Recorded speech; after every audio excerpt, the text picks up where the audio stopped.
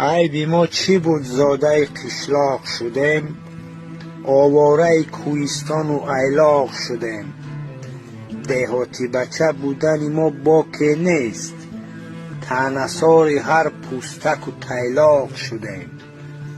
عجب با این قهرمانان ما چی گناه داشتند که همه‌شان زاده کوهستانند. عجب با این قدر شاعران و نویسندگان و این قدر عالمان تاجیک چی گناه داشتند که همه‌شان زاده کوهستانند. حضرت میگه به تمیزی های مردم ای سخن پیدا شود، اخلاقه که کودکی خس و خار تو بس. یک لحظه مرا تکیه به دیوار تو بس. در محفل ماهتابی بودم با دوستان، چه چه زدنی برگ سفیددار تو بس.